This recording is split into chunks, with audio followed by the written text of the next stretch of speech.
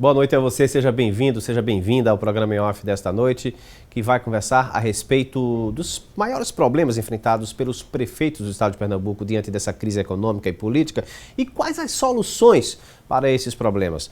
Para isso, convidamos José Patriota, que é presidente da Associação Municipalista de Pernambuco, a AMUP, e também prefeito de Afogados da Ingazeira, que vai conversar com a gente no programa em off de hoje, que já começou.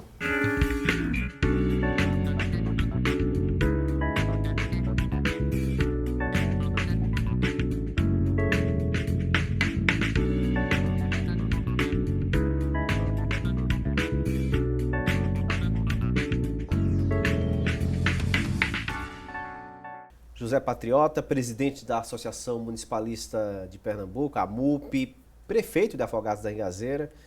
Eu queria agradecer pelo seu atendimento ao convite da nossa produção para discutirmos a respeito da situação dos municípios, não só no Brasil como um todo, e a gente vem observando isso, mas aqui no estado de Pernambuco especificamente.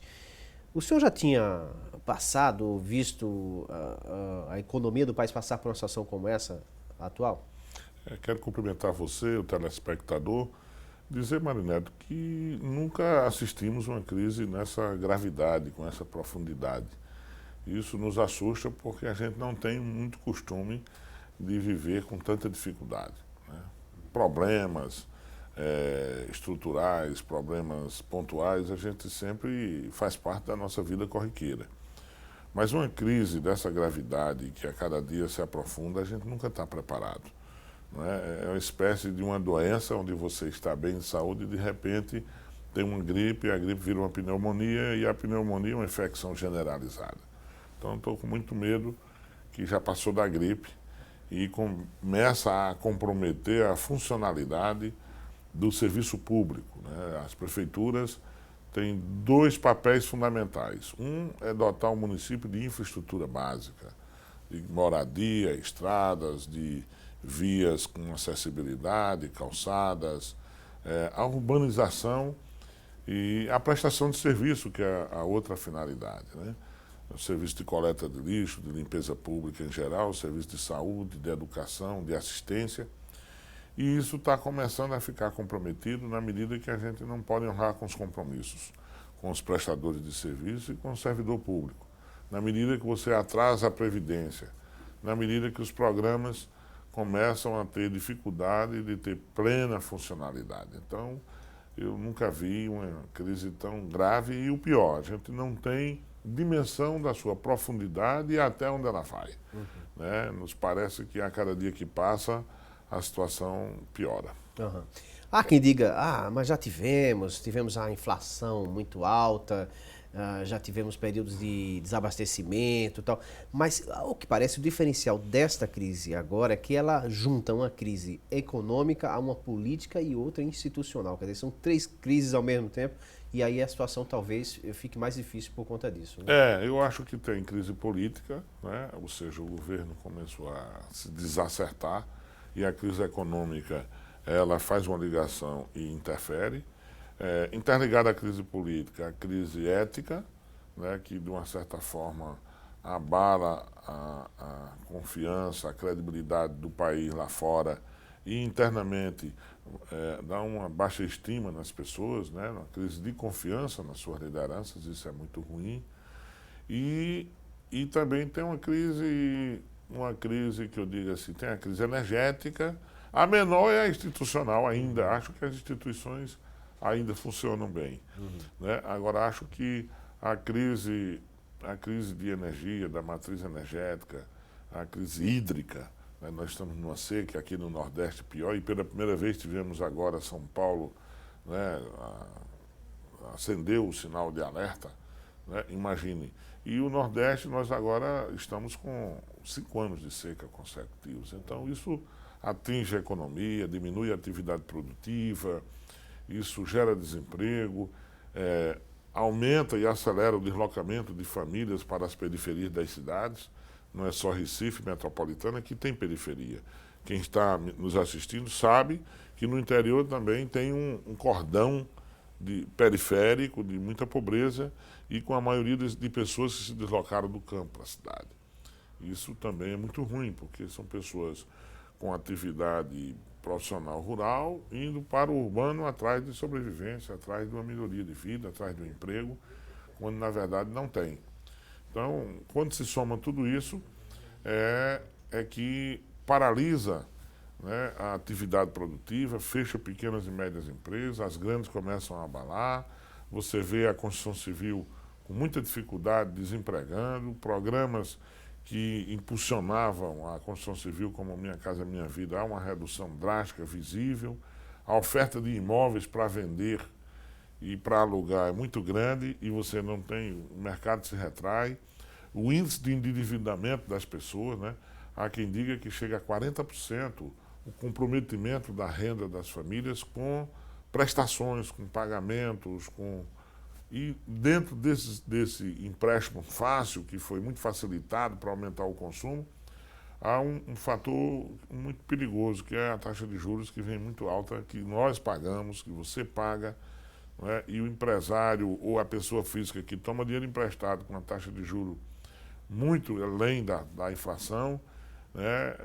Isso é uma coisa que aumenta muito o custo do dinheiro para o capital de giro e mesmo para investimentos. Então, nos preocupa muito esse cenário, esse quadro, esses sintomas que aparecem na economia. Vários estados, inclusive, já colocaram essas dificuldades. O Rio Grande do Sul, por exemplo, está pagando de forma parcelada os servidores, inclusive está tendo uma greve geral por lá. Aqui no estado de Pernambuco, o Paulo Câmara já colocou que não vai ter problemas no pagamento de salário, mas não tem aumento, né? E aí as prefeituras já começaram também a se mobilizar. O prefeito Geraldo Júlio, aqui da capital pernambucana, recentemente anunciou, essa semana que passou, anunciou um corte, redução de custos para cortar 190 milhões de reais de orçamento, né? E aí incluem várias coisas. E os outros municípios? Se os grandes estados, as capitais estão nessa situação, como estão os municípios mais ao interior do estado? Aí você imagina, né, que a situação é mais difícil, né? Os pequenos municípios de até 50 mil habitantes sofrem muito mais nessa crise. A pancada e a dor é muito maior. Então, é uma situação muito de insustentabilidade, né, de muita dificuldade, porque você veja que a legislação brasileira para o funcionário da empresa privada é uma, para o servidor público, municipal, estadual e até federal é outra. Não é? Tudo bem que houveram conquistas importantes de estabilidade, de ganhos monetários para várias categorias profissionais e trabalhadores, que aumentou o consumo, que melhorou a renda e a qualidade de vida. Mas qual é o limite disso? Por que tanto encargo para o Estado brasileiro pagar? E a Previdência Social, que pouca gente discute, que tem um déficit muito grande, né? Dizem que o orçamento do ano que vem está se falando num déficit de 30 bilhões. Oficialmente está lá no orçamento, mas já se fala em 70, isso do governo federal. Então isso também desequilibra os estados, na medida que os estados cai a sua arrecadação, porque caiu o consumo, o poder de compra, a indústria, consequentemente. E isso contando que o governo federal detém a maior parte do bolo financeiro. Você agora falou de um assunto muito importante. De cada R$100 arrecadados, só fica 14, 15 no município.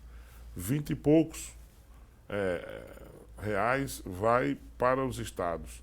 E a União leva mais de 60%. Então, essa concentração do bolo tributário. E, ao mesmo tempo, 80% das atribuições das políticas, mesmo as concebidas pelos estados e pela União, quem implementa é o município. É o pirâmide invertido, então. É tudo invertido. É o dinheiro num canto e as obrigações em outra. A situação da saúde, por exemplo, é gravíssima.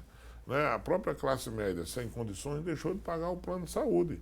Entrou no contingenciamento das famílias de classe média, cortar o plano de saúde.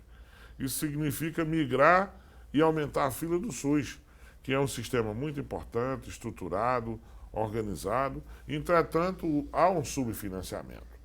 E quando o governo começou a desviar um pouco da finalidade da CPMF, já era sinal que o caixa da União não estava bem. E aí o governo federal demorou muito, ficou esperando por eleições, né? Se ganhou na eleição eleitoral, na política eleitoral, mas demorou muito a tomar as medidas com o paciente chamado Brasil. né? E aí fica mais amargas os remédios, as medidas de choque econômico ficam mais duras, né? Fica um preço muito alto. Acho que houve uma falha, uma lentidão muito grande, né? E aí se espera por eleição para tomar medida. E isso foi muito prejudicial ao Brasil. Então, eu diria que os cuidados que agora a gente precisa tomar, eles são enormes. E não queremos aqui colocar a culpa em A, B ou C, mas essa leitura precisa ser feita, porque se repassou muita responsabilidade, todo dia o Congresso Nacional toma decisão, a presidente sanciona a lei, aumenta o piso, ótimo que se pague bem, mas tem condição de pagar? Então, é por isso que eu digo que são duas legislações. Então, há uma perspectiva de muitas greves, porque o governador, o presidente Dilma, o prefeito, não tem margem para dar reajuste. Vamos botar a mão para o céu se pagar em dias o salário. Um estado como o Rio Grande do Sul, numa situação de penúria, parcelando, você acha que o governador vai parcelar porque acha bonito? Ninguém seria tão maldoso a esse ponto. Então, e olha que é só a remuneração. E os investimentos para gerar emprego? E as obras que estão sendo paralisadas em todo o Brasil, ou quando não paralisadas, elas estão sendo, quando não estão paralisadas, está diminuindo o ritmo das obras. As empresas têm que desmobilizar a equipe, né, têm que tomar dinheiro emprestado, colocar o funcionário para fora, indenizar. Isso tem um custo. Né? Isso tem um custo, porque fica o capital lá imobilizado. E a obra pública parada é um péssimo sinal. Então, esse ritmo do que estava sendo feito caiu e muita coisa nova, investimentos novos, com muita dificuldade de se iniciar. Como é que fica a questão do cumprimento da lei da responsabilidade fiscal com a crise no nível em que ela está, principalmente para os municípios? É muito difícil. Hoje nós temos mais de 130 prefeitos que estão acima do limite. De um total de 184. Um total de 184 municípios. Isso é um índice muito alto, porque tem vários motivos. O principal deles é o desequilíbrio. Na medida que você tem a obrigação de prestar serviço, de ampliar sua rede de saúde, de educação, de dar o reajuste além do piso salarial dos planos de cargos e salários, na medida que você tem que capacitar o servidor, tem que incorporar ganhos, e na medida que a folha sobe, a receita cai, aí esse índice de limite de 54% das receitas com a folha, ele fica comprometido, porque a receita está caindo. Por mais que o prefeito sustente, deixe de contratar, reduza os cargos, mas é difícil, porque tem um crescimento vegetativo e tem uma pressão descendo a receita. Então, o índice de comprometimento fica sempre muito além dos 54. Isso é muito preocupante, é uma situação difícil, porque nós estamos aonde cortar. Já tem pouca margem de manobra, alguns municípios, uns têm mais, outros têm menos, mas na sua totalidade todos estão comprometidos, tendo situações, claro, dependendo da herança que o prefeito recebeu, situações muito mais graves. Quer dizer que estão cerca de 130 municípios não estão conseguindo cumprir a lei? Não cumprir a lei em termos de percentual. Não é? Porque tem uma lei dizendo que pague. Tem outra que é a lei de responsabilidade fiscal dizendo não pague. No Brasil tem muitas contradições, não há muita coerência. E é uma lei só para diferentes realidades. E como é que esses prefeitos estão se virando? É difícil, né, Mário? Tem que ser um mágico. Quando ele chega no final do mês, consegue pagar a folha em dias, ele respira e diz, graças a Deus que eu paguei o pessoal. Aí atrasa a Previdência. Aí a Previdência, o INSS é ligeiro para bloquear o recurso quando a gente deve. O que a Previdência deve aos municípios, aí, meu amigo, é para perder de vista e a gente não tem poder de retaliação contra a União. Mais uma vez, aquela questão dos 2 pesos e 2 medidas, né? Claro, porque aí eles têm regra, têm instrumento, a Receita Federal vai lá e muitas vezes bloqueia, até sequestra do FPM. Então, o prefeito se vire, né? Então, há uma desigualdade nessa relação federativa que deixa o município sempre subserviente, né? Na medida que a maioria dos recursos ficam concentrados na União e quem faz a arrecadação do bolo maior é a União que faz o repasse para o município. O dinheiro não é da União, o dinheiro é da população que custeia as 3 esferas de governo, município, Estados e União. Mas quem tem o poder de arrecadação maior é a União, que, por sua vez, faz a sua manobra, a sua manipulação, na medida que ele concentra a maior parte dos recursos. O senhor falou na FPM, o FPM, né, o Fundo de Participação dos Municípios, que era, pelo menos até um tempo atrás, era a salvação de muitos desses municípios. E hoje, não dá para se segurar com o FPM? É o que está mantendo. O problema é que ele não tem o crescimento, não acompanha o custo da máquina. O repasse, ele é regular? Não, ele é regular. Todo dia, são 3 parcelas, dia 10, 20 e 30 de cada mês. Só que nós vivemos na insegurança, na incerteza, para saber quanto é a queda daquela parcela, qual é o valor, se tem algum incremento ou não. Essa é a dificuldade. E é isso que está segurando muitos desses 130 Ainda que municípios? está mantendo, porque o FPM representa 94%, 95% da receita. Nós somos dependentes do Fundo de Participação do Município, que por sua vez é constituído pelo IPI, o Imposto de Renda, que varia de acordo com a realidade econômica. Bom, e dessa forma, o que fazer? O que os prefeitos, que saídas os prefeitos estão encontrando para conseguir superar isso aí, para se segurar nesse momento? Não são muitas as alternativas. Temos que trabalhar a parte da gestão de forma mais profissional, né, reduzindo custos, cortando gastos, sobretudo gastos de custeio, chamado gasto ruim.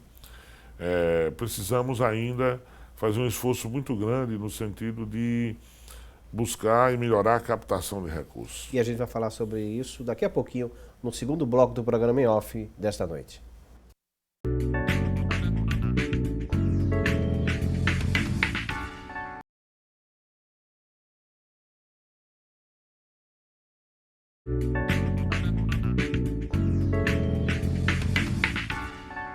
Voltamos ao programa Em Off desta noite, conversando com o presidente da Associação Municipalista de Pernambuco, a MUP, e também prefeito do município de Afogados da Ingazeira, José Patriota, que está conversando conosco a respeito dessa crise econômica e política no Brasil como um todo, e nos municípios não é diferente.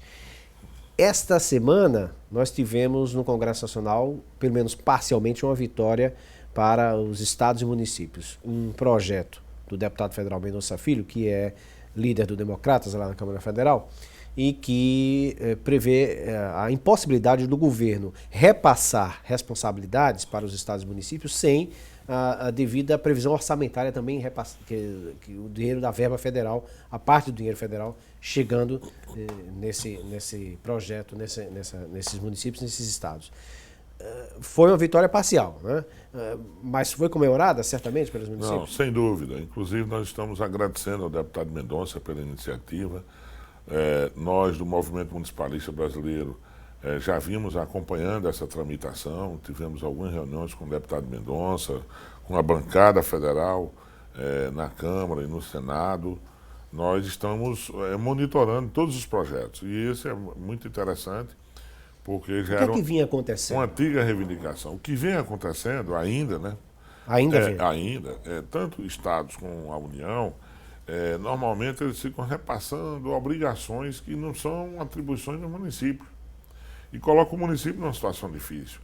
Imagine que para tirar a reservista do cidadão, o alistamento militar, que é uma responsabilidade do Ministério do Exército, quem faz é a prefeitura que dá o local, aluguel, o funcionário e assim por diante. Imagine que para tirar a carteira de identidade é da Secretaria de Defesa Social, mas quem faz são os municípios, com toda a logística. Não é? E vez por outra, né, tem várias atribuições da União e do Estado que quem banca são os municípios. Mais grave são os programas federais que são subfinanciados. Uma equipe de saúde da família custa 30, 35 mil. O incentivo do governo federal, que criou o programa, é de 10, 12 mil reais. Então, 2/3 do custo quem assume é o município de cada equipe. Né? E isso são todos os programas subfinanciados. Né? Para comprar remédio, se você dependesse do que o Estado e a União repassa, não daria. A merenda, por exemplo, que é fundamental para que o aluno possa ter uma boa aprendizagem, ela custa uns R$1,50, R$2 por cada merenda. A União passa 30 centavos, em média. por aluno. Não dá para comprar um pacotinho de pipoca. Mas o prefeito que não der merenda, ele vai ter muita dificuldade. Primeiro porque muitas vezes é a refeição daquela criança e que a mãe encaminha para a escola. Porque dessa expectativa, dessa esperança. Essa esperança, né? Que vai ter uma comida saudável. Não é um saquinho de pipoca, nem só um copo de leite qualquer. Tem que ter uma merenda, uma refeição robusta, que assegure saúde e uma tranquilidade, né? Para que o menino, a criança, cresça saudável. Nós não podemos deixar faltar merenda na escola, não podemos deixar faltar medicação básica no posto de saúde, que é de responsabilidade do município, não podemos deixar de vacinar as nossas crianças. E em relação, por exemplo, já que estamos falando de educação, o piso nacional dos professores, o piso salarial nacional. Olha, Mário, eu te digo que o piso não é o problema. Não? É não. Sabe qual é o problema? É o plano de cargos de carreira do professor. É justo que os professores tenham uma remuneração adequada, porque deles dependemos para o desenvolvimento? Claro, nós defendemos sim. É mais do que justo, se paga muito pouco, o professor merece ser bem remunerado. Né? E claro, também vinculando isso a resultados, né? Porque tem aula atividade, que algumas escolas tem professor que não usa toda a carga horária para preparar a aula, para fazer uma boa aplicação, um bom empenho. Mas também, qual é o problema? É que se criou a obrigação, se pagar, se promover a carreira. Tem mudança de faixa salarial em alguns municípios que chega a 15%, 20%. Cada curso que o professor faz de qualificação, ele tem direito, dentro do plano de cargo, a fazer uma evolução salarial. E aí ele vai crescendo na carreira todo ano, na medida que ele estuda, é merecedor, mas só que não tem a receita adequada. Aí estoura lá na lei de responsabilidade fiscal, no atraso do salário, e no final do ano o prefeito tem um déficit, a prefeitura tem um déficit para você absorver no último ano de gestão.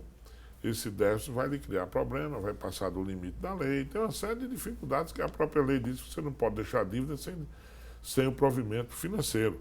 Então o fluxo de caixa não bate. A realidade econômica financeira é outra do período onde foi elaborado aquele plano de cargo. E você tirar direitos, como é que pode? Vai retroagir?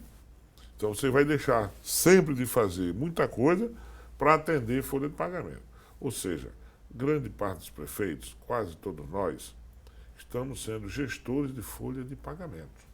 E com grave dificuldade com o Fundo de Previdência Municipal, que na sua maioria estão defasados. Que a gente tem que completar todo mês com recursos do Tesouro, deixando de fazer outras ações que atendem também a população para pagar a folha dos aposentados. Tem município pequeno que bota aí 150 mil, que incrementa 200 mil, posso dizer o meu município, o município de Sertânia, e são vários municípios onde a Previdência Municipal está totalmente defasada, deficitária e com um futuro bastante duvidoso para as aposentadorias seguintes. Nessa semana que passou, nós tivemos notícias aqui na região metropolitana do Recife em relação às UPAs, as unidades de pronto atendimento, de liberação, de dispensa de médicos, de profissionais. Estão reduzindo equipes para conseguir manter o pagamento. Como é que está essa situação no interior do estado? Ao que eu sei, as UPAs especialidades, as UPAs RES, são bancadas pelo governo do estado 100%. Isso é uma dificuldade grande, muito grande, e isso abala, é aquilo que eu lhe disse, os serviços já começam a ser afetados, começam a se dispensar os terceirizados, onde muitas vezes as empresas privadas prestadoras de serviço não têm dinheiro nem para indenização. Então, a situação começa a se agravar, porque o Estado alega que não tem caixa para fazer o pagamento desses E aí o terceirizados. paciente passa a migrar para Não, aí o paciente vai aumentar a retenção e a fila de espera para marcar uma consulta com especialidade, que já é uma dificuldade. É um projeto espetacular, muito bem montado. Na sua maioria tem uma boa gestão através das organizações sociais. Eu acho que eu defendo o SUS, mas acho que o importante é ter resultados para a população, né, e com economia, com qualidade. E as UPAs têm prestado um bom serviço. A gente precisa reconhecer as coisas boas que acontecem. Acontece que tem um preço muito alto. E aí o Estado começa a reduzir, isso é no Estado inteiro. né? Tem situações mais graves do que outras. A UPA de Garanhuns, por exemplo, tivemos uma notícia que está num estado de penúria, muito difícil. Né? Então, quando você diminui essa oferta, aí vem outra consequência, aumenta aqui na capital o fluxo de pacientes do interior, que todo mundo vê a quantidade de ônibus que trafegam aqui nesse trânsito, trazendo gente do interior na busca incessante de marcar a consulta também nos hospitais na rede pública. No caso dos municípios, no programa de saúde da família, que maiores dificuldades são enfrentadas hoje? Olha, o programa de saúde da família é uma estratégia de intervenção muito importante. Aliás, todos os programas, na sua maioria, na saúde, na educação, eles são bem concebidos, é uma estratégia adequada, só tem um problema, subfinanciamento, né? O custeio. Foi criado, muitos deles... É o mesmo problema de outros setores. Mesmos setores. Programas que têm 10, 15 anos de existência que nunca houve reajuste. E a prefeitura acumulando o reajuste e assumindo. Isso tem um limite de estrangulamento. É aí onde mora o problema. São programas federais, que o certo era o governo federal assumir. Assumir 100%, até o 20% desses profissionais. E não há como os municípios cobrarem isso? A gente cobra, temos uma pauta, uma marcha nacional, né, onde a gente coloca, entrega aos ministros, discute, mas não avança, não evolui, né? Há uma tendência cada vez mais de concentrar os recursos lá e distribuir só as obrigações. E você interromper serviço não é coisa fácil. O SAMU, por exemplo, no interior, tem vários municípios que receberam ambulância e não conseguem operacionalizar porque a central de regulação não entrou em operação, porque o custeio do Estado e da União são insuficientes. E as prefeituras, imaginem, as prefeituras têm que absorver tudo isso. Então, tem muitos gargalos de programas importantes, estratégicos, mas com limites grandiosíssimos, né, com muita dificuldade para assumir o custo de forma plena. A gente sabe que a segurança é uma atribuição do Estado, mas os municípios têm as guardas municipais, muitos deles já têm essa guarda municipal. Como é que está essa questão diante da crise como um todo? É um setor menos afetado ou não? É afetado igualmente? É afetado na medida que nós deveríamos ampliar nossas guardas, que poderiam auxiliar muito a polícia e, de uma certa forma, não ter um guarda municipal numa rua, mesmo que esteja só vigiando, tomando conta de um prédio público, mas intimida a presença de meliantes, de pessoas que estão ali, muitas vezes, com a intenção de fazer baderna. Então, a Guarda Municipal é importante, mas conquistou agora um estatuto, uma lei nacional com muitos avanços, mas as condições de implementar esses avanços e o financiamento. Novamente, a gente se esbarra no mesmo problema de financiamento. E, claro, na medida que a polícia, né, a cada dia a situação de crise aumenta, desemprego, a violência, por sua vez, também não deixa de ser uma consequência dessa situação, ela pode e tem uma tentativa de aumentar, ela pressiona, porque as pessoas desempregadas, desiludidas, com depressão, né, então com muito estresse, fica muito mais fácil de ter pequenas brigas e desdobramentos e consequências. Tudo isso afeta, né, se integra. E, claro, que a violência não sendo de responsabilidade do município, mas nós temos iluminação pública e outras obrigações. Nós temos percebido que o governo federal, na ânsia de resolver esse problema financeiro, não tem descartado a possibilidade de novos impostos. A presidente disse essa semana isso também. E os municípios podem aumentar impostos também? Tem essa possibilidade? Existe, né? Existe uma margem do IPTU. Nós temos basicamente 3 impostos, fora as taxas. O imposto do IPTU, que é muito conhecido, o ISS, que é o Imposto sobre Serviços, e o Imposto de Transmissão de Bens. Então, é possível, dentro do Código Tributário, o prefeito mandar um projeto de lei para a Câmara Municipal, tentando alterar algumas taxas, algumas alíquotas, ampliando taxas. Essa receita gerada, ela pode ser melhorada. Você pode também fazer a execução de dívidas, mas esse é um campo que nós estamos orientando para dar uma melhorada e muitos prefeitos estão ajustando, sem aumentar o imposto, a alíquota, você aumenta a sua base de contribuição. Muita gente construiu imóveis e não cadastrou, então o recadastramento ajuda, e assim por diante. Mas é um fator também que pode melhorar. Aqui o segredo agora, dia 22, vamos fazer uma grande assembleia e nós vamos fazer a análise do cenário, como melhorar a receita, como diminuir custos e fazer captação de recursos também, porque a gente precisa se ajustar a essa nova realidade. E a gente vai continuar discutindo a respeito dessas questões daqui a pouquinho, no último bloco do programa em off de hoje.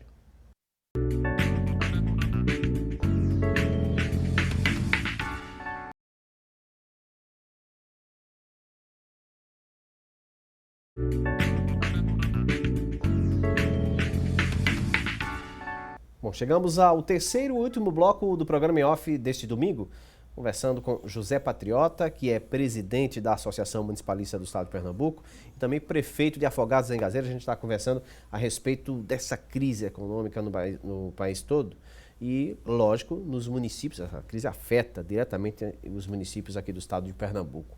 O senhor falava na questão de algumas brechas para aumentar a arrecadação, mas isso não acaba se tornando impopular? Cobrar um imposto a mais, ou cadastrar um imóvel e passar a cobrar o imposto, ou ligar a água e passar a cobrar o imposto, que aí no caso é do Estado, mas não acaba ficando impopular isso aí? Sem dúvida, é uma medida impopular, mas necessária por conta da responsabilidade que nós temos como gestores com o equilíbrio, com o desenvolvimento da cidade. Então, isso faz parte do nosso sacerdócio. Quem é gestor não pode agradar a todo mundo ao mesmo tempo. É um processo de escolhas. E ao fazer a escolha, você agrada uns e desagrada outros. E no imposto nunca agrada a todo mundo, pelo contrário. Mas é necessário, porque se a gente não cuidar do fluxo de caixa, de uma arrecadação saudável, o município não tem condições de prestar serviço à coletividade. Agora eu fico imaginando, se já há essa dificuldade, por exemplo, em ações na área da educação, por exemplo, pagar o professor, na área da saúde, para manter o programa de saúde da família, eu fico imaginando, e para novos projetos, para obras, por exemplo, de infraestrutura na cidade, isso aí fica mais difícil sonho, ainda, né? Os sonhos vão ficando arquivados, né?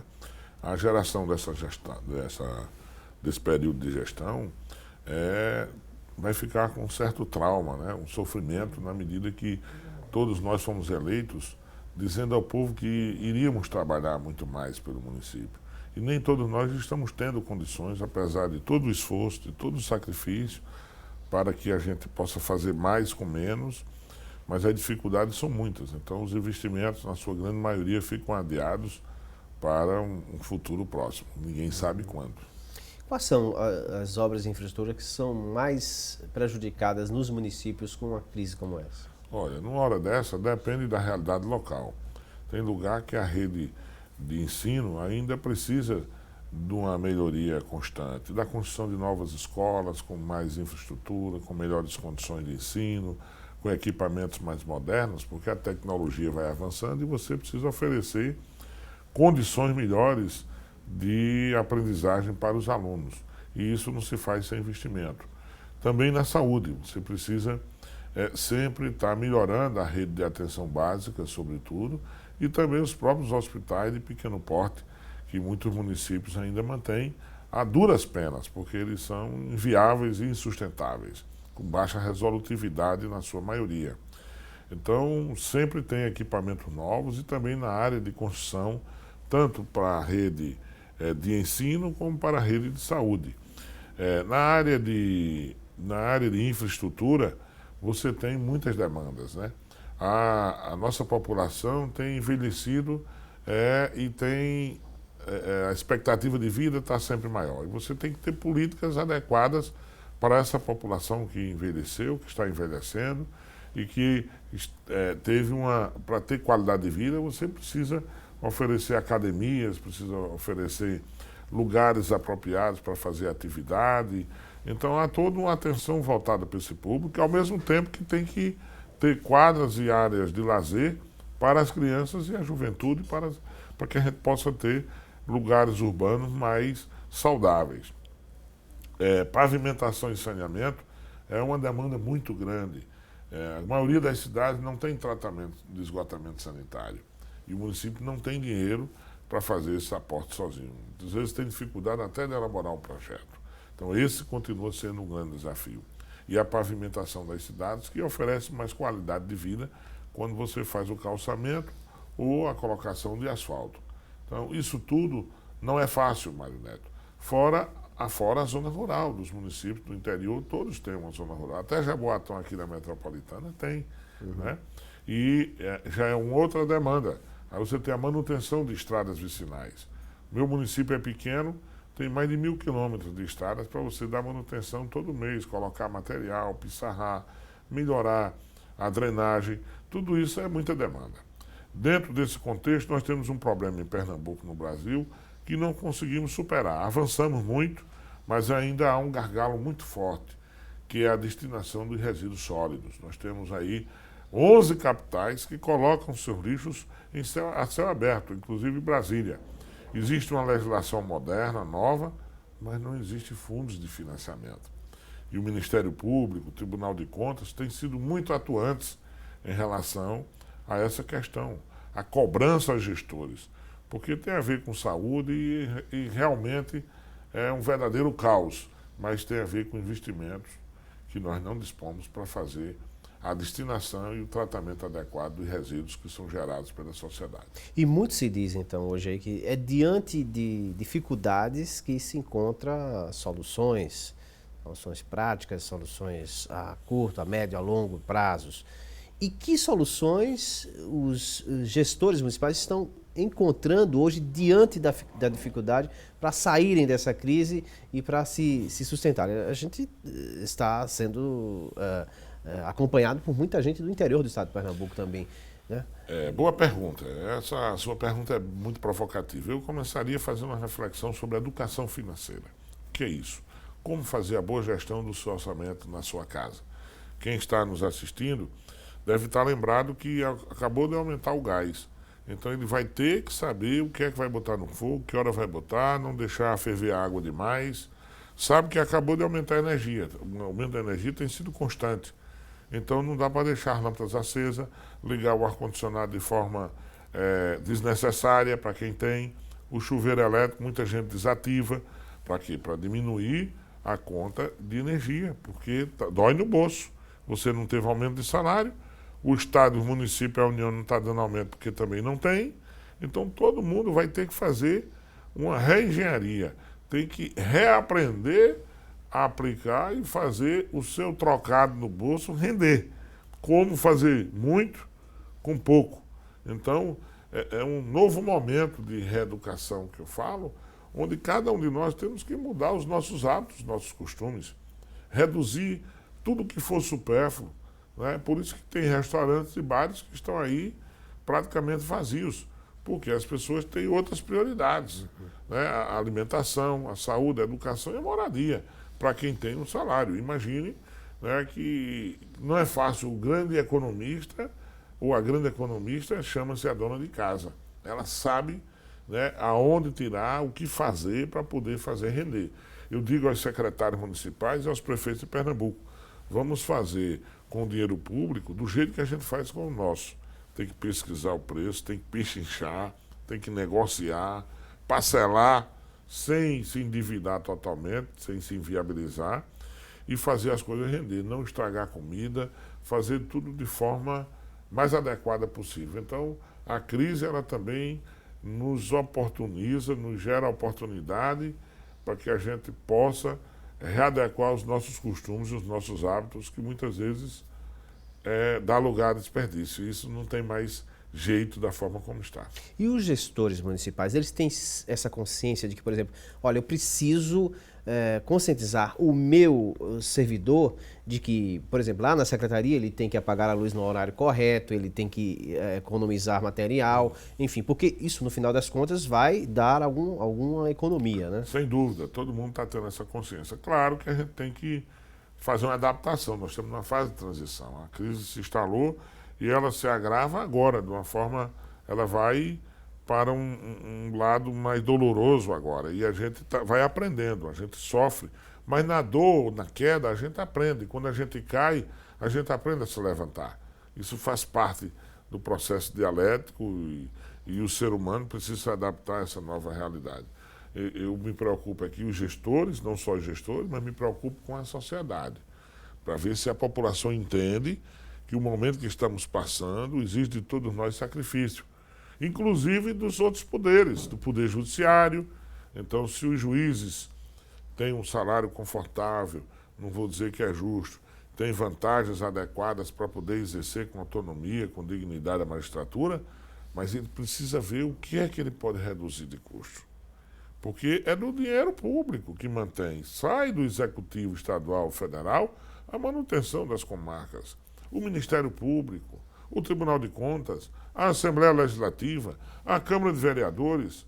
Temos que rever todos os nossos orçamentos, todos os nossos custos. Por exemplo, se já tivéssemos energia solar nos prédios públicos, nós não estávamos pagando conta de energia, CELP, tão caro. Porque não houve investimento. A pesquisa foi insuficiente, ainda é caro. Mas é vantajoso, sim, você ter placas solares e ter energia solar, porque o Nordeste tem tanto sol, que é a matéria-prima, uma energia limpa, renovável, de baixo custo ou quase zero custo. E a gente pagando caro e a conta subindo. Então a gente tem áreas que a gente precisa investir bastante para que a gente possa reduzir custos. O senhor tocou na questão que é bem interessante e é bem polêmica também. A questão dos custos, por exemplo, nas câmaras, os custos para os secretários em relação ao município. Nós tivemos um exemplo que não foi tão bom recentemente do governo federal, de que foi anunciado inicialmente um parcelamento do 13º salário dos servidores, ou melhor, dos aposentados, mas os servidores receberam. Os ministros receberam, né? E se critica muito em alguns momentos a questão da Câmara de Vereadores, que não cortou custos, os vereadores que não cortaram salários, que continuam com aquele padrão, enfim. Há essa preocupação hoje também em se adequar até para ficar bem na foto com o cidadão? Começa a chegar, eu diria. Ainda não está 100%. Essa boa prática de gestão pública, na medida que o tempo vai passando, o cinto vai apertando, ela começa a luz amarela começa a acender, a advertência de que é preciso essa providência. Onde todo mundo olhe para dentro dos seus órgãos, não adianta só a gente reclamar de A, de B, mas cada um precisa fazer os seus ajustes. Então, eu já percebo um ambiente ficando favorável. Claro que tem resistência, ninguém quer abrir mão disso. Olha, onde tem servidor público pautando 30%, 40% das defasagens salariais, o que é justo a pauta do servidor público, mas se muito mal está se pagando o salário em dias, como é que vai dar reajuste? Então, a outra coisa que eu apelo aos gestores, à sociedade, à mídia, é que a gente tem que ter transparência e dizer a verdade à comunidade. Não adianta criar ilusão, né? Porque tem gente que olha a crise na televisão, vê as notícias e acha que é só em Brasília. Quando, na verdade, a crise está na cozinha, está na porta de casa. Não está longe, não. Quem paga o pato é todo cidadão brasileiro. Por mais que a gente se revolte, mas essa indignação precisa fazer o diagnóstico correto. É sacrifício para todos. E, você sabe, quem conquista um padrão de vida não quer abrir mão 1 milímetro. Fica verdadeiramente batendo na porta e dizendo: eu quero é mais, eu quero mais. Então, isso é grave e acho que com a dor, infelizmente, a gente vai aprendendo a melhorar essa condição. O que esperar, então, daqui para frente? Os senhores esperam uma melhora na situação econômica do Brasil a curto, médio ou longo prazo? Olha, se você apurar toda a minha fala, provavelmente quem está nos assistindo vai imaginar que eu sou um pessimista.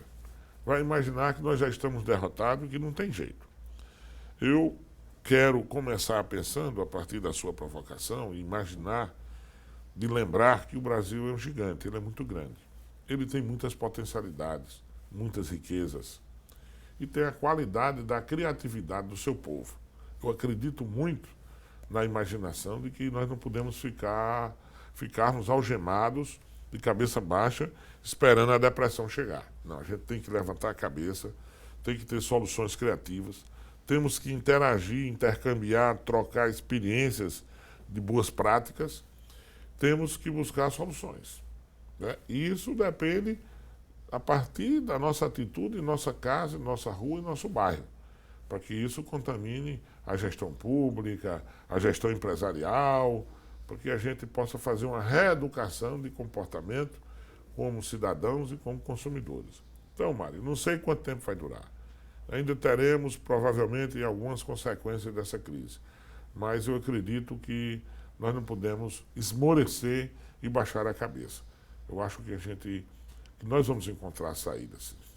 E soluções até que não precisam ser tão complexas, podem ser mais criativas, simples e Perfeito. que possam resolver, ajudar de alguma forma, né? É a nossa esperança, que a gente possa buscar com outros amigos a cooperação, a troca, e com isso a gente ir sobrevivendo e ao mesmo tempo acumulando condições de sair de superação.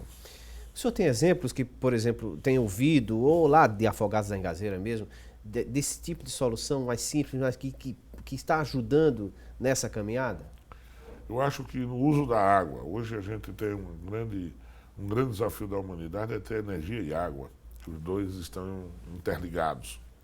Então acho que tem muitas práticas interessantes de reuso, de bom aproveitamento dos recursos naturais e que pode servir de exemplo. Como também tem muito desperdício com irrigação, com métodos extremamente ainda desgastantes e que desgasta, que contamina o ambiente e que estraga muita água. Então acho que tem muitas práticas que podem ser colocadas nas escolas e nós temos muitas iniciativas que precisam ser observadas e multiplicadas. Paralelo a isso, os prefeitos vão continuar cobrando dos governos estaduais, do governo federal, a sua parte, que tem direito no processo como todo, né? Sem dúvida. Os municípios, nós nos sentimos injustiçados por um tratamento desigual, não é, com uma sobrecarga de obrigações e de cobranças sem as condições para tal. Então, nós vamos cobrar, sim, uma legislação mais justa e uma redistribuição de atribuições, mas de recursos, com a celebração de um novo pacto federativo, onde atribuições e condições estejam de forma equilibradas entre municípios, estados e o governo federal. No próximo ano nós teremos, inclusive, eleições municipais, eleições para prefeitos e para vereadores. Em que cenário, que dificuldades maiores serão enfrentadas nesse processo como um todo? Nós vamos ter aí o desafio a guerra da comunicação. Vamos saber como a população está ouvindo, apurando e tirando suas conclusões sobre o nosso papel nesse processo. É um desafio muito grande ser bom gestor numa crise instalada da forma e com a dimensão que aí está. Então vamos ser testados agora e claro que a população vai julgar. Se a população compreende, acho que facilita o julgamento de todos. A MUP, como é que está a programação, então, em relação a tudo isso? A MUP, nós fizemos uma grande mobilização essa semana que passou, interna, estamos com um planejamento definido e imaginamos que o mês de outubro será um mês de mobilização, de manifestação. Vamos fazer uma grande campanha de mídia no mês de outubro, vamos fazer atos regionais para informar o povo o que está acontecendo e na última semana de outubro a previsão de uma paralisação geral em todo o Brasil e Pernambuco vai participar ativamente. Qual será o conteúdo dessa mídia? Já pode adiantar alguma coisa? Não, ainda está em construção, mas a gente está construindo a pauta e ao mesmo tempo mostrando que é possível se viabilizar, fazer gestão mais profissional. Como exemplo, eu cito a criação dos consórcios municipais que a MUP está apostando e investindo. E para até o final do ano fica essa mobilização mais de concentração e de cobrança também? Também, né? Ela é propositiva na medida que a gente analisa o problema e propõe soluções. E a gente espera que o governo possa ser mais ágil, dar mais atenção a essa realidade. O fato de se ter eleições municipais e de que o governo federal lá na frente vai precisar dos municípios, a gente sabe que precisa, isso pode facilitar? Não sei, eu sempre acho que a eleição atrapalha um pouco a gestão pública, quando mistura as duas coisas. Ainda bem que o Congresso está discutindo a reforma e começa a sinalizar o sentido de diminuir o tempo de campanha, de propaganda, porque a gente precisa ter foco, e o nosso foco é a gestão pública. Porque o que se diz sempre é o seguinte, olha, o governo federal, os governos estaduais vão sempre precisar, os governadores, o presidente, vão precisar dos prefeitos, dos vereadores nos municípios do país. e isso faz com que próximo à eleição municipal haja um afrouxamento de verbas e tal. Não, a Não, acho que dessa vez a situação, por conta da crise, se já houve isso, não participei desse período, e acho que por conta da crise dificilmente vai se ter essa folga, sobretudo em recursos. José Patriota, temos ainda uns 2 minutos para o final. Queria que o senhor colocasse as suas considerações para o nosso telespectador que está nos acompanhando até esse momento. Não, acho que, em primeiro lugar, quero agradecer a atenção, o espaço aqui colocado. O Brasil tem um modelo de gestão com princípios democráticos, entretanto, precisamos fixar a gestão pública baseada mais em resultados, com meta, com prazo, não é? Dando o exemplo de economia. E acho que o meio de comunicação tem um grande papel de conscientizar o nosso povo da dura realidade que estamos atravessando.